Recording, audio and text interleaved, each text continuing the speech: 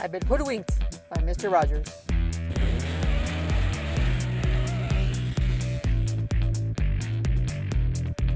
You go into A Beautiful Day in the Neighborhood thinking this is a biopic of Mr. Rogers, and we are wrong. The trailer made it seem like we're getting the story of Mr. Rogers and perhaps a friendship, but in actuality, he's playing a supporting character in his own freaking movie. But it was a nice surprise.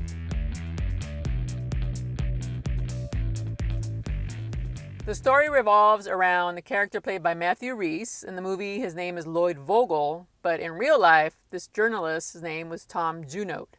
And he's given the assignment to talk to this American hero, Mr. Rogers. He's already older in age. And so when he meets him, he comes in as this person thinking Mr. Rogers is just an act. He soon finds out Mr. Rogers, Fred Rogers, is not an act. Like, he's actually like the character we see on TV, but he doesn't believe it. So he digs deeper and deeper, asking questions. And Mr. Rogers is very odd in the fact that he turns it around a lot of times and asks him questions.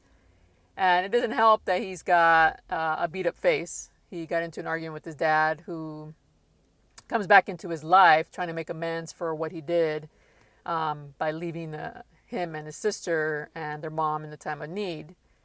So they get into a fight, and Mr. Rogers wants to know what happened to him, and he wants to get behind the anger that he can see in Lloyd, but Lloyd can't bother with it. The film is directed by a female director, Marielle Heller.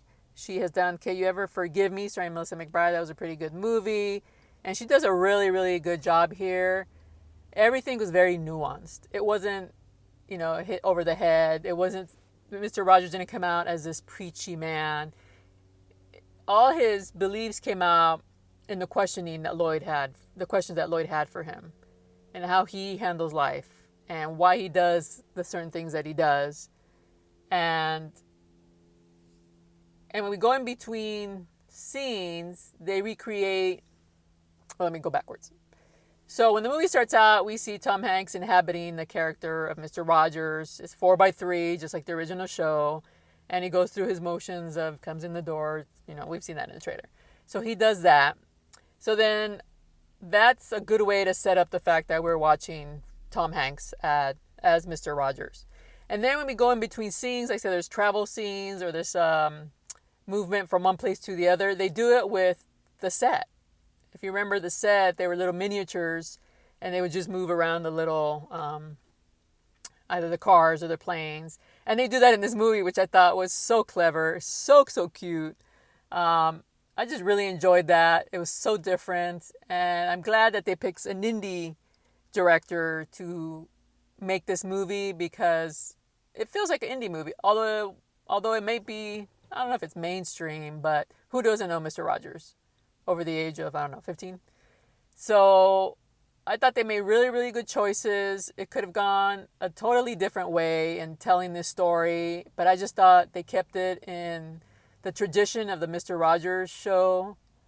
And I just think it was very clever. So Tom Hanks is Mr. Rogers. And let me tell you, at first I kept seeing Tom Hanks, but then with the mannerisms and his manner of speaking, you start to see Mr. Rogers. Although sometimes I got a little bit of Forrest Gump in the way that he talks really slowly, pronounces everything. So I got a little bit of Forrest Gump here and there.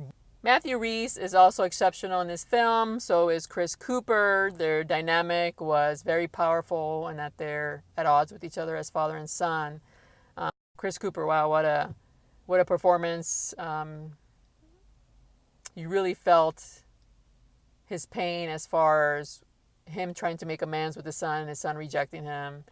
And so you really feel his dilemma. This movie is very, very sweet. Ultimately, the message is, as Mr. Rogers has always said, get to know your neighbor, be kind, and help out one another. And essentially, that's essentially what the movie is. But it gets dark. So it's not a kid-friendly movie, because we are dealing with this man who his mom died at a young age, and so he's holding a lot of a big grudge against his dad, and basically about life. I mean, he's a good husband, and well, he's a somewhat good father and husband. He has a newborn, although he's not as affectionate as he should be. So he realizes that throughout the movie that maybe he's repeating what he suffered as a child. I mean, it's a really unique film. I really liked it. Like I said, I really like what it has to say.